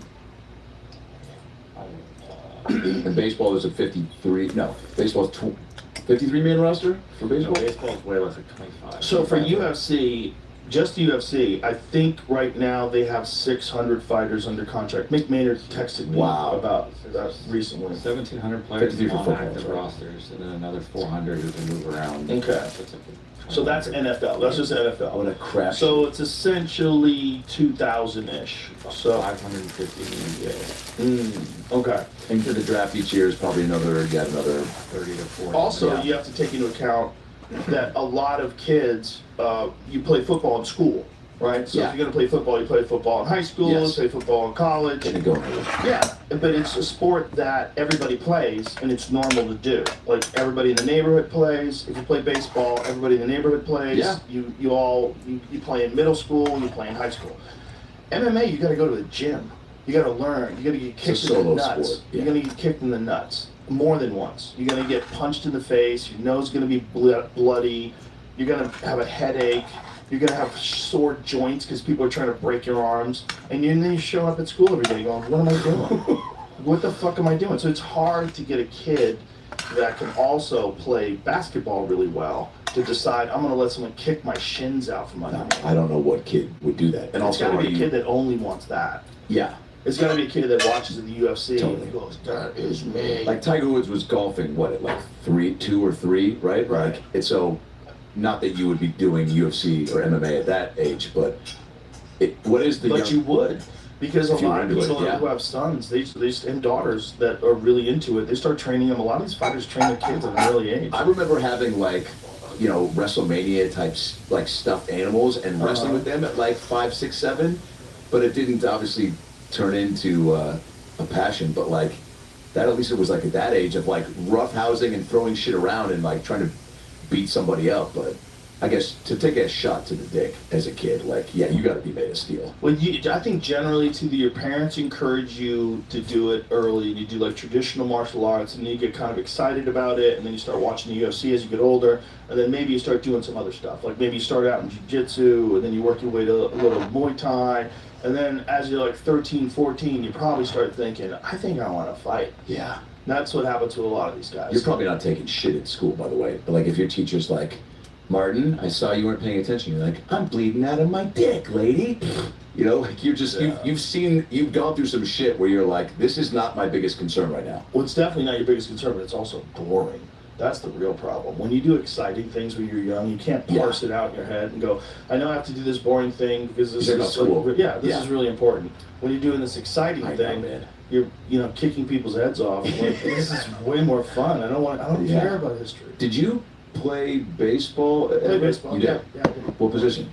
I wasn't very good. So I was an outfielder, but one thing I did do is I either hit home runs or struck out. Let's go. Because I would never just try to get on base. The coach would always say, just try to get on base. Just try. I'd be like, right. That's fucking cool. I hated team sports. I was not a good team player in that regard. Because, I was good in that I tried to catch balls and I tried to make I bet you were a fun teammate, though, right? You were a jokester. But I was also like, I am going to hit the fuck out of this ball. Come on. Because I hit my first home run, I think, when I was like 12 or something like that. And I was like, oh, this is way better. I was like, this is way better than just hitting a ball. This is as you get bigger and stronger, and you get a little bit more coordinated, and you feel what it's like to really fucking connect and get your body into that. Oh, yeah. But that really translated into martial arts, too. Because learning how to hit things hard, I think it helped that I learned how to hit a baseball hard. Is there a correlation with like the torque and the lower half 100%. And the twisting? Yeah. Yeah, 100%. Because when you're hitting a baseball, like I was never a great baseball player. Okay, I was just a kid who knew how to hit a ball hard. Still? I wasn't a good baseball player. Hand-eye coordination. But there was a thing about this timing. Yeah. This crap like that translated directly into kicking things. Like directly. So I think learning that at an early age, I was like, oh, it's like it's a timing thing, but it's like a whip of your body. Yeah. And that's the exact same thing with kicking. My buddy, I'm actually wearing his hoodie, Cal Raleigh, his nickname is the Big Dumper, and he just lost the MVP to Aaron Judge by like 4 votes. But and it was a big dispute, big debate because he's a switch hitting catcher. He's a catcher. He hit 60 home runs this year, the most by any catcher ever. The most by any switch hitting catcher, switch hitting player. He just broke so many records. Aaron Judge ultimately won the MVP because statistically he was outrageous in so many categories, but it was a big debate. I'm biased, Cal's the man, but also, a catcher is handling so much more during the game. Aaron Judge played the outfield, and then Aaron Judge looks like if Four Loko grew into a person. Cal Raleigh is like you want to have a Bud Light with. He's a fucking everyman. He won the home run derby. His dad, who was his high school baseball coach, was throwing pitches to him it was a better story for baseball, but I actually want to get your opinion on this. If you are going, because I think the writers were just like, stats, like Cal batted like 246, Judge was like 380 something, I think, to end the year.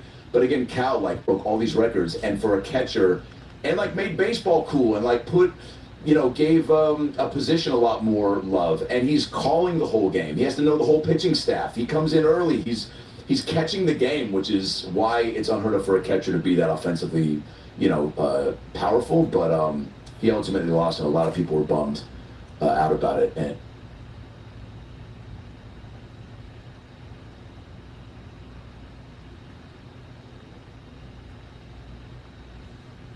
And you marry 4 or 5 women, and you outbreed us. You change the laws. You make all of our country look like the places that you fled from. We don't want you here. Respectfully, get the f*** out of my country.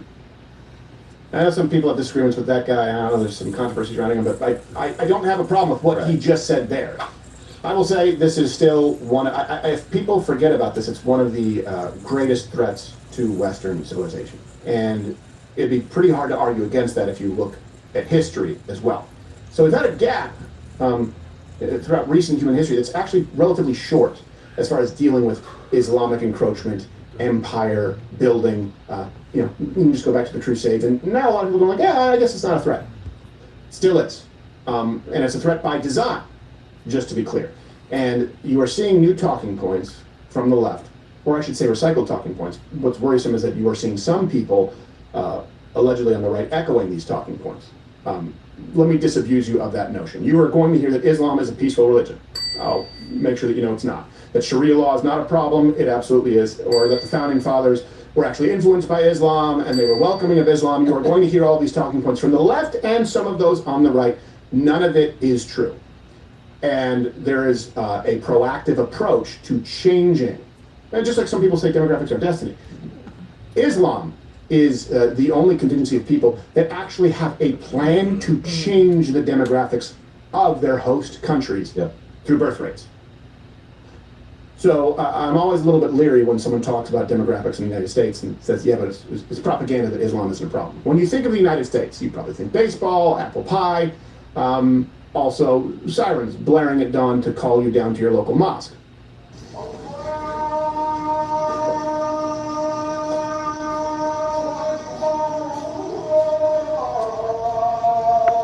Allahu Akbar, Allahu Akbar. You You can't heckle the call to prayer. Muslim. Go. Oh. I am a democratic socialist. Double Welcome vote. to the future of living. Welcome to Epic City. It's a way of life. A meticulously designed community that brings Islam to the forefront. Assalamu alaikum. Assalamu alaikum. Somalia. Somalia. United States. President Maulana Hazir Imam with the key to the city of Houston. The mayor will be the chief guest at the opening ceremony of the Ismaili Center in Houston. This store that you manage here, and by you being Muslim, it has haram products here. It has pork, alcohol, and gambling, which is against Islam. I should have that on his window as a sticker. Bells, you can pray the call to prayer. We are as American as anyone else.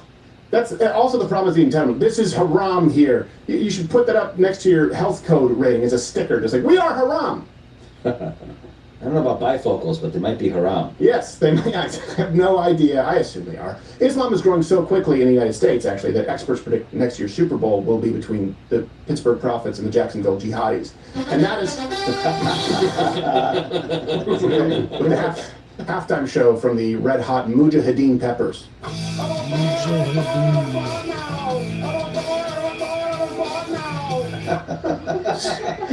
That's great.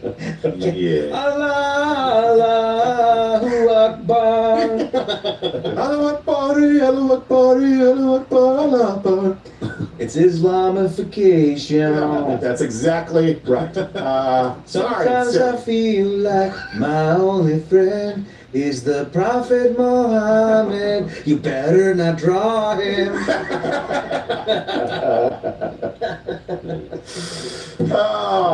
We laugh because it's scary sometimes. Yeah, you laugh off your fears. Yeah. I think it's like what is it, Freddy Krueger? If you turn around and face him? No, he still kills you. Oops.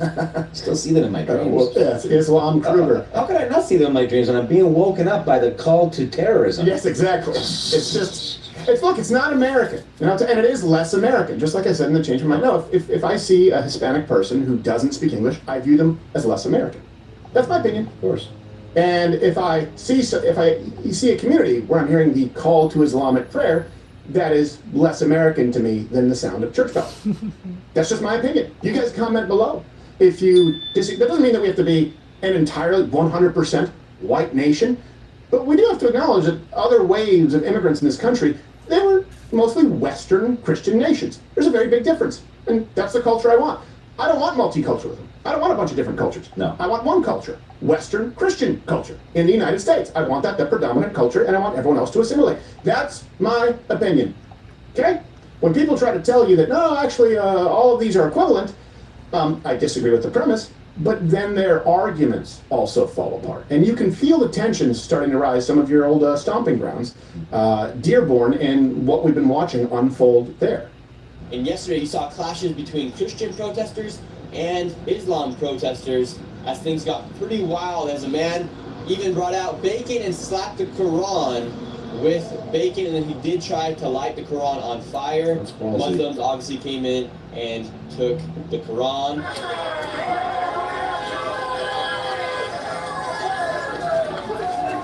And some people are saying that guy in the vest is a Fed or a plant. I don't know. The rest of this is still relevant.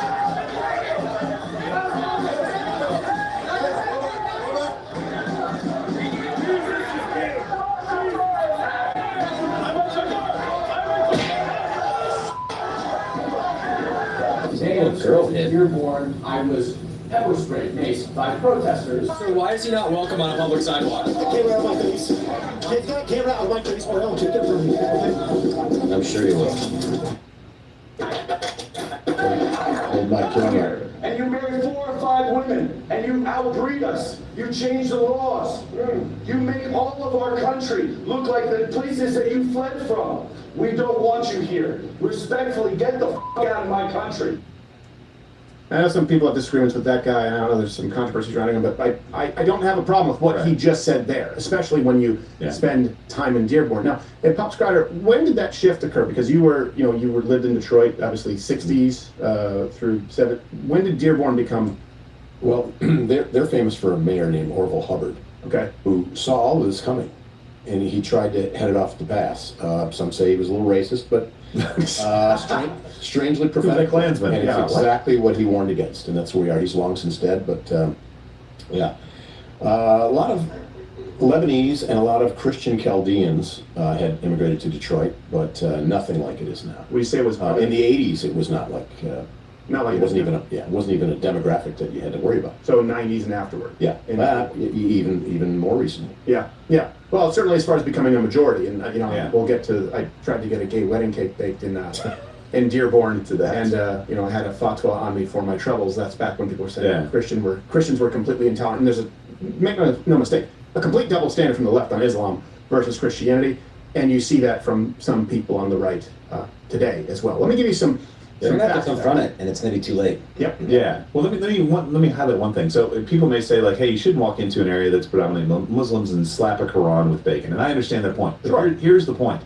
I agree that maybe you shouldn't do that, but it still is the United States of America. You can do that. You have the right to do that. I think the reaction proves the point. Right. Like, he's doing something extreme to prove how extreme the problem really is. Yes. Like, they will go to violence because of this. Yes. Right? So I think there's some... If you suggest they're not peaceful, they'll kill your family. Exactly. Yeah. And today it's bacon on the Quran. Tomorrow the president's being sworn in with one. Right. Yeah. No, you're exactly right. And it's very different from other religions because it's a prescription of law as well. It's not just a description. Right. It is a legal prescription in a way that you don't see with other religions. A political prescription. Yes. And let me give you some fast facts that are indisputable on Islam. Okay, so Islam is the fastest growing religion in the world, and they use that though, and they tout that as a win. It's not because of conversions, to be clear. It's birth, and that's part of their strategies. Like the man said, outbreed infidels. So from 2010 to 2020, we went from on planet Earth 1.7 billion to 2 billion. That's a 20% increase. In North America, we went from 3.8 million to 5.9. That's a 52% increase. Yeah. Let me give you a specific example where it's a real hotbed right now. Texas, from 2010 to 25, the number of mosques increased by 100%, about 160 to 330. Jeez. And there are people out there on both the left and the right saying, you really shouldn't worry, because actually Islam it's actually completely compatible with the West, and you've just been lied to by obviously everyone, and all historical documents available to us right now. It's time for Clean Truth. All right, here's a claim that you are going to hear. Reference is available, link in the description. Yes, that was a Mario sound. That the founders of this country were big fans of Islam and inspired by it. Founding fathers, and when they put the Constitution together, they got much of the Sharia teaching from the Quran, from Islam. The Sharia itself, again, is a legal dispensation. It comes after the teachings of Jesus, which come after the teachings of Moses, etc. So every prophet was either given a Sharia, a revealed law from God, or they themselves simply followed or reinforced or renewed the Sharia of a previous prophet. So in that sense, when we think of the Sharia, it's really nothing more than a continuation of what had been taught by previous prophets, right? So it's like to be against the Sharia law itself is to say to be against God's law. So there's also an article accessible in the, was that the right clip there? Did you mention the founding fathers in the first part of that clip? Yeah. Okay. Yeah. Sorry, because it went on pretty long and it was nonsensical. I think he was talking about Thomas Jefferson. Yes, exactly. Very John Hancock. There's an article that you can access that they use to substantiate at the Library of Congress, which reads, the founders of this nation explicitly included Islam in their vision of the future of the Republic. Freedom of religion as they conceived it encompassed it. Far from fearing Islam, the founders would have incorporated it into the fabric of American life. Here's the truth. The founders supported Christianity almost exclusively and did not revere Islam at all. Now, there are different iterations of some of our texts that people went through, and they thought, well, we can't necessarily get this through, but let me actually give you some historical context here. According to one of America's most influential Supreme Court justices, Joseph Story, they wrote, the real object of the First Amendment was not to countenance, much less advance Mohammedanism, which is what they used to call Islam. Yeah. Mohammedanism, you might read that quite a bit, or Judaism, or infidelity by prostrating Christianity, but to exclude all rivalry among Christian sects and to prevent any national ecclesiastical establishment which should give to a hierarchy the exclusive patronage of the national government. So very much like the private letters from Jefferson to the Danbury Baptists, it was about denominations of Christianity not serving to fracture us as a nation. But they even, just to be clear, yeah, they mention Islam, and they also mention Judaism as far as the founders, as far as what is important, what we are explicitly meaning to include here. George Mason wrote in the Virginia Declaration of Rights, that religion, or the duty which we owe to our Creator, and the manner of discharging it can be directed only by reason and conviction, not by force or violence, and therefore all men are equally entitled to the free exercise of religion according to the dictates of conscience, and that it is the mutual duty of all to practice Christian forbearance, love, and charity towards each other. You can read not only the founding documents, but you can read auxiliary documents that show there was a great concern of a free society not being able to exist without the uniting that.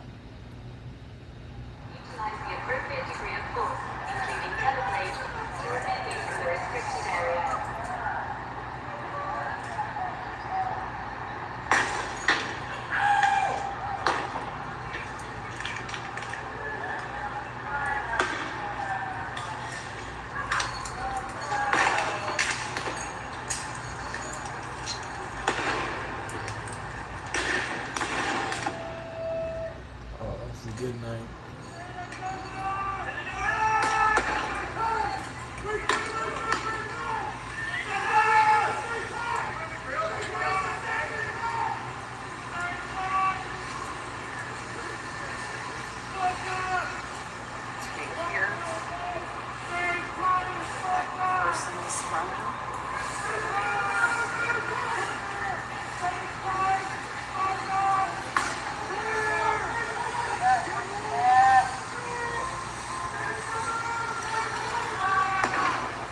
Like they started a fire right there.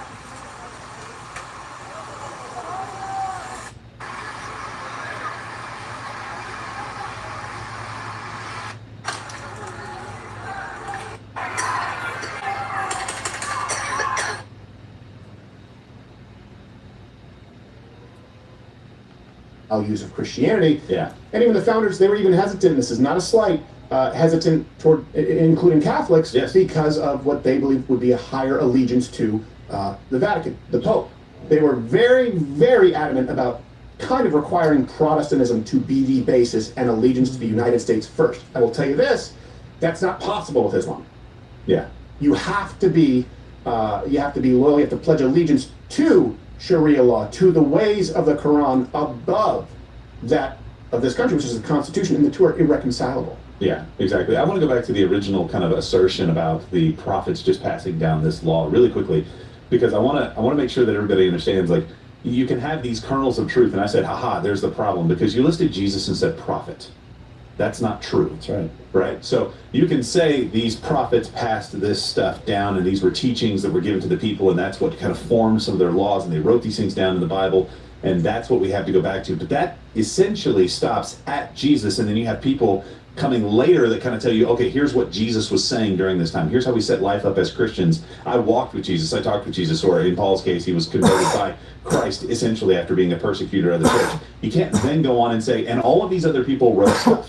And that all applies as well. right? And like Stephen said, that is not a prescription for just a church that you go to on Sunday and something that you espouse that you believe. It is a cultural, every fabric of your being in society determines everything that you do kind of existence in these countries. That is not compatible with the United States of America, and it never will be. And I want to go back to the point where they say, well, Jesus was a prophet. Let me ask you, who was Jesus?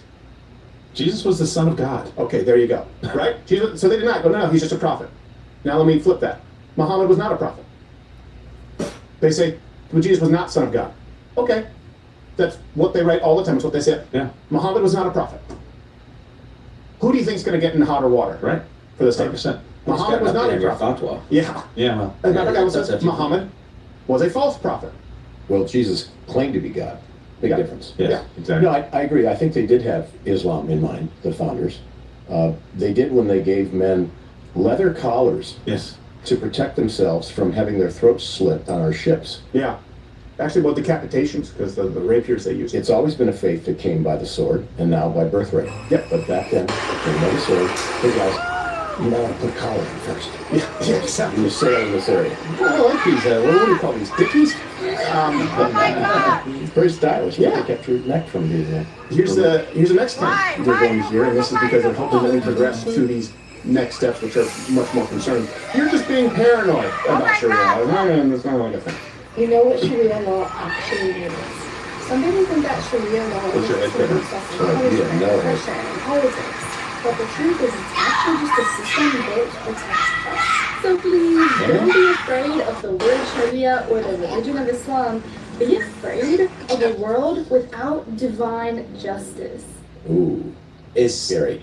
What does she mean by divine justice? Oh, yeah, I know exactly. Any stone in the city square? Yeah, I don't think she knows exactly what that looks like. This is the problem with just following TikTok trends without basis in truth. Let's get to the truth. Notable Islamists, as well as most of the followers, if pressed, will flat out tell you that they want Sharia in the West. Now it's getting through Congress. So before it was by the sword, now it's getting themselves into parliament and then making the laws that act as the sword, the Islamophobia law in Canada and 103. I find that there are only two things which are open to our movements. Ballot or bullet, nothing in between. I used to say that democracy is haram. Now I say participation in democracy is our jihad.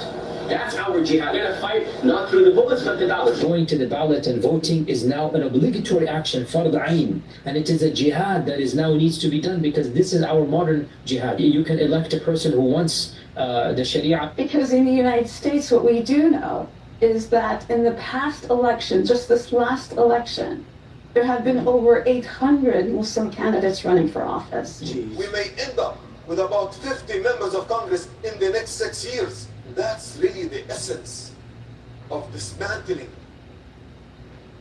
the system of injustice, is to replace it with the people who represent the Prophet ﷺ. How many more examples do you need? And I know some people out there will say, well, that's just propaganda, actually, and I've heard this too. It comes from the Jews, because actually Islam and Christians have coexisted. No, you're hearing it from them yourselves. I also know people will say, before I get to Sharia courts, well, this also happens in Jewish communities and synagogues where they sort of conduct their own courts. That's absolutely true. Well, we know that that's true. But they would take whatever their sort of internal judgments, rulings, and they could bring it to an actual court and say, this is in line with the law of the United States. It's not like Sharia courts where, for example, corporal punishment can be ordered, right? In a Sharia court, you can bring up Kalaj B3. Polygamous marriages can be granted. Due process can be completely ignored. Custody, divorce laws completely disregarded. Same thing for infidelity. Sometimes you see it when people are dealing with rape cases internally. It is not the same thing. The laws flagrantly disregard and are antithetical to the laws of the United States. They cannot coexist. It's not possible. And this week, Governor Greg Abbott, he's a wheelchair guy, actually revealed that there are 2 Sharia courts already operating in Dallas. Well, if you look at a letter that I issued earlier today, I did tell the public, as well as local law enforcement, that there actually are Sharia courts that are operating in Dallas. And they are trying to impose Sharia law And I pointed out to local prosecutors, both in Dallas County as well as in Collin County, as well as to the Attorney General, as well as to the Texas Department of Public Safety, that what they are doing with these Sharia courts that we have identified in the letter that I issued today, they are in violation of Texas law, including violation of Texas penal codes. And so what they're doing in part could be considered a crime, but also clearly a violation of the Texas Constitution and our statutes that prohibit Sharia law in the state of Texas. Yeah.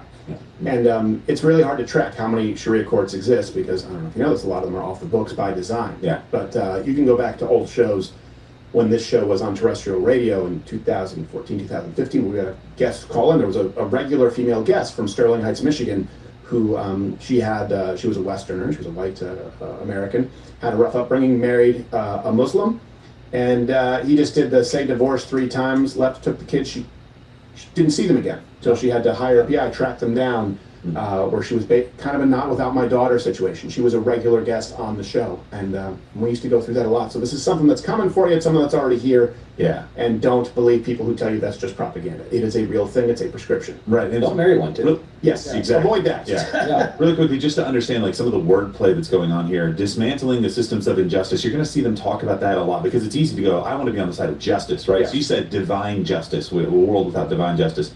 Understand when they say dismantling the systems of injustice, that means dismantling and destroying Western culture, period.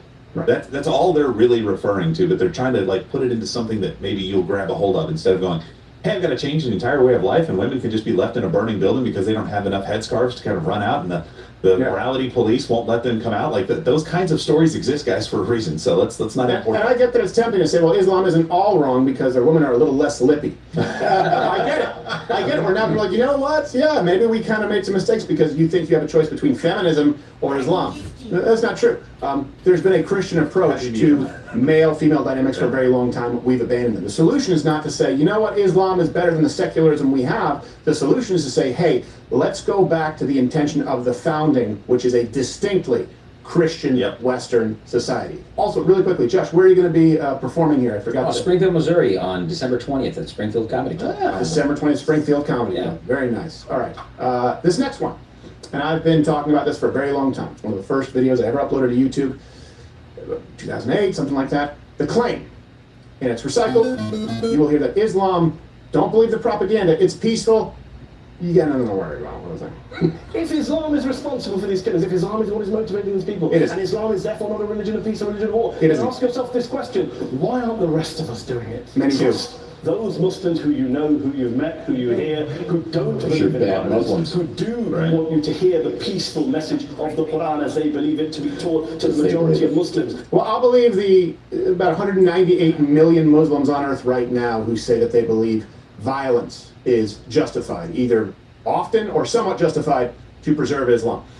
Here's the thing, the propaganda is more pervasive now because even Google's Gemini, the AI, says, when you ask it, no, Islam does not encourage the indiscriminate killing of people. Islamic texts and the majority of Muslim scholars emphasize the sanctity of human life and permit the use of force only in specific regulated contexts. Conversions. Yeah. So not indiscriminate. Right. Yeah. It's discriminate. And this is the problem. Discriminate violence. A lot of people run a search, they see this, they go, oh, good enough for me. Here's the truth. You probably wish that you were as passionate about anything as Islam is about killing. Islam as a religion, I mean, it loves the killing. It calls for it. Like I just said, 190 million Muslims worldwide support the use of violence against civilian targets to defend Islam. But that may not be enough. You say, that's just a Pew Research poll. It's not a big enough sample size. What's a couple 100 million? Let's go to the holiest text. Let's go to the founding text. Let's go to the Quran. Let's go to Hadith. Let me read these for you.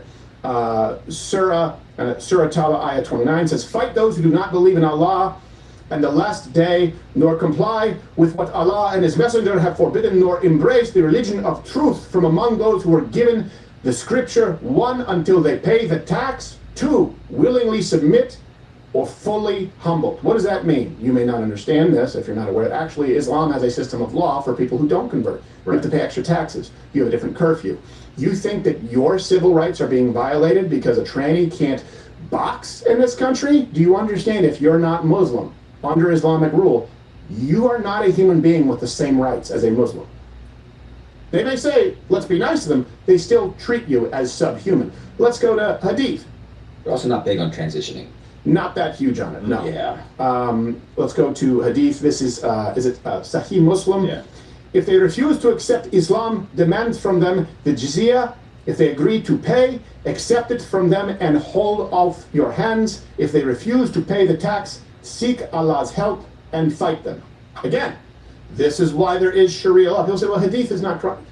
Look to any Islamic country, how they govern themselves. If you are not Muslim, you are treated as a second-class citizen. Does this read as some kind of an interpretation, or does this read as a very specific prescription, including a tax code? Right. By the way, just so you know, one day there is no option for the tax. Right. They lure you. Okay, we just have to pay a tax. It's totally fine. Everybody thinks to pay a tax. One day, does the tax go away? What then? Sounds benign. Mm-hmm. The tax becomes your blood. Yes. To be clear. Let's read again from Hadith. From Sahih al-Bukhari. It says, the hour will not be established until you fight with the Jews. And that means fight the Jews. That doesn't mean like fight, but hand in hand, brother. Oh, side by side? Yes, band of brother with the Jews. No. Because it's also very poorly written. The hour will not be established until you fight with the Jews, and the stone behind which a Jew will be hiding will say, "O Muslim, there is a Jew hiding behind me, so kill him." That seems pretty cut and dry. It could be misinterpreted. Yeah. It could be, maybe they're talking about, metaphorical. Figuratively. Rock. Also, a gross presumption that Jews are far less capable at a game of hide and seek than they are. They have a lot of experience. They really do. They're not just going to hide behind a rock. Good enough for me. There's a stone here. They'll never find me here. This stone will never rat us out. It's a good stone. It's a good stone. This book should have said, don't waste your time looking behind rocks. Check the attic. Yeah, exactly. Check the York tunnels. The jewelry store will yell out, "The Jew is in here!" I'm not back here. I'm not back here. What? Look at me. I should have hid behind the boulder. That's not my nose poking out. 48th Street. Even I know some people say he was the bad guy in World War II. I don't think so. I think he's imperfect, but I side with him over Hitler. Winston Churchill said, "How dreadful are the curses which Mohammedanism lays on its votaries. Individual Muslims may show splendid qualities, but the influence of the religion paralyzes the social development of those who follow it. No stronger retrograde force exists in this world." That's what he said. He had to deal with it. I don't know if you know this too. A lot of the Muslim nations allied with Hitler, Nazis. Wow. Did you know that too? Yeah, I thought they just let him roll into the Middle East and Northern Africa. Yeah, they were. They were pretty pro. Like, oh wait, someone else is finally on our side with the Jews. Oh, good. Wow. Never saw that coming. The enemy of the Jew is my friend, and his mustache is weird, but like. Yes. Let's go. By the way, because people will often point to a moderate Islamic country, and here's the thing: that always shifts. Like Iran in the 70s, or you go to Turkey. Not that long ago was considered it was developing. It's going to be more moderate.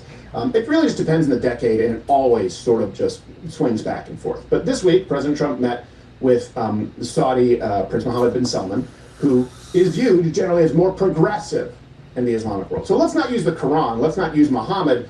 They're extremists. They're not representative of all Muslims, the founding documents and the founder himself. Let's go to Saudi Arabia. It's more moderate. Well, I don't know if you know this. They ban the practice of Christianity in their country. You are forbidden to leave Islam, and it is punishable by death. So in Saudi Arabia today, if you were born into a Muslim family, raised, and then you make the decision for Christ, which we kind of take for granted here in the United States, they can execute you. That's moderate Islam. You had it coming. In practice today. And it really is disconcerting. I will tell you, I'm not budging on this one. It has been disconcerting for a long time. It still is. Islam is incompatible with the West. That does not mean that there are not great patriotic Muslims here in the United States who sort of pick and choose from their holy texts. And it will always be a problem. And we can't turn a blind eye to it because they're becoming far more active and hoping that you do just that. That's why I have been on this since the very first installments on YouTube with a blue bedsheet, and actually even at one point, because no one wanted to take part, Gerald had brass balls. You dressed up as my 6-year-old wife Aisha. Muhammad! That's right, we put you in America! And then the giant man hands. What's really important is getting the picture and the writing. So it's going to be me and Benny. Will you have pictures there? No, on the machine, you have to prove it. But just the writing, you don't need the machine. You can do the writing, Ben loves Steven forever. Yeah. Groom and groom. Yeah. You can do that. No. And so I've been reading this book lately called the Quran, and it's been enlightening. Wait, did Muhammad beat his wife? In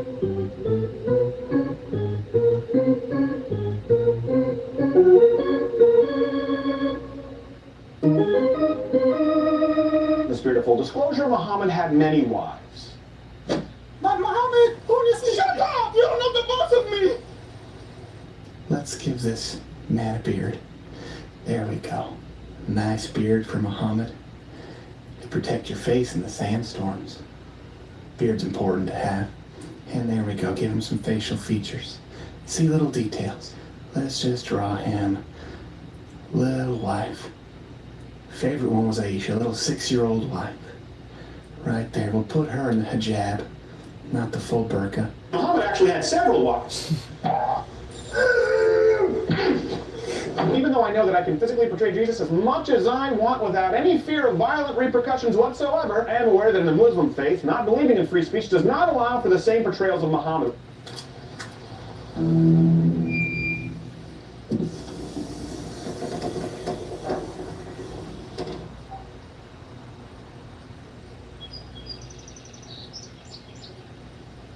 I have puppies in back. It's a good video. It's awesome. Yeah. That's me why a lot of people want to kill me. But I didn't say it was like a helpful video for you. No, I just said it's a good video. Yeah. So we're gonna like circulate it on social. Yeah, sure. Is it like Islam's version of the Veggie Tales that you just did? That'd be pretty much. Kind of, yeah. Yeah, it's a good way to put it. Yeah. Yeah.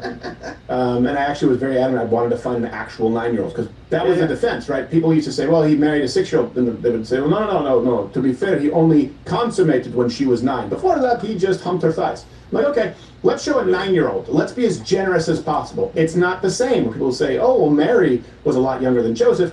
Mary had gone through puberty and Joseph was not 60 or whatever it is. Joseph was older, sure, but there's a very big difference between a 14, 15-year-old and a 9-year-old. Also, Joseph is not the one who gave her Jesus. That's true. That's true. According to the text. Yep. Very true. A little bit. By the way, that little Aisha is now graduating from A&M. Oh yeah, wow. That's true. It's been a while. Yeah. It's been a while. Yeah. Wow, she's an Aggie, is that right? Yeah, that's right. I nailed it. Wow. I don't know. Some people out there are like, Muhammad should have stoned her. Don't do tea. Yeah, when I was doing it at Oklahoma U, they were like, do this.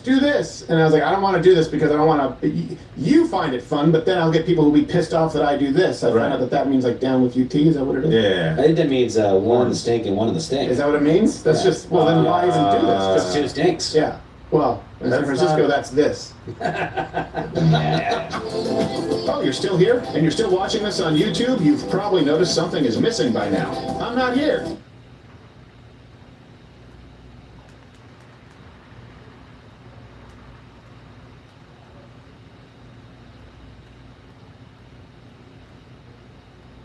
Left is round, they've lost it.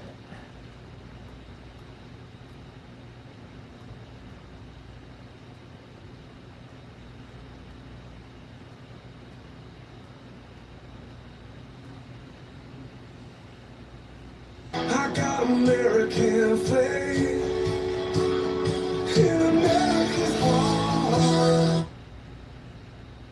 We get in touch with the other half of America. How do we actually make our journalism more appealing to the half of the country that doesn't agree? Other half of country.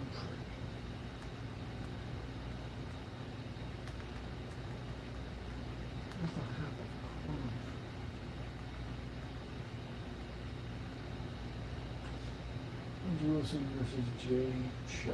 This is where I do my intro. I'm Jay Chow. Well, just tell us where everybody can find you. Yeah, twitch.tv/. This must be an old one. Old video. This is where I get my intro. I'm Jay Chow. Well, just tell us where everybody can find you. Yeah, twitch.tv/JChow Live. I'm a liberal. My politics are informed by what I study, political science. If you like political science and analysis, then find me on my channel. Gotcha. Okay. So we're going over kind of a nuanced version of nationalism versus globalism tonight. But I'll let you go ahead as the challenger and open up with your 7 minutes. Okay, now let's start later.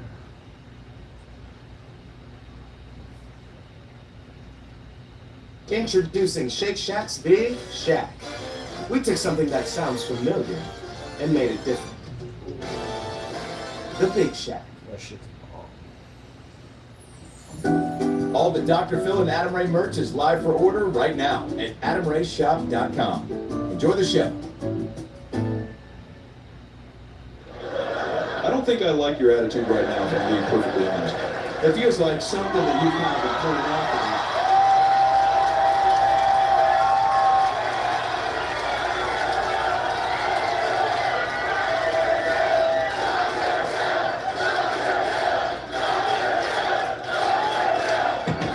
All right, Pittsburgh, are you ready for Dr. Phil Live?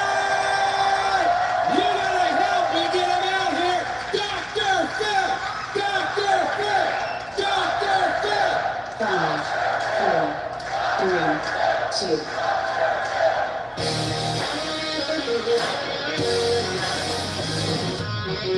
2.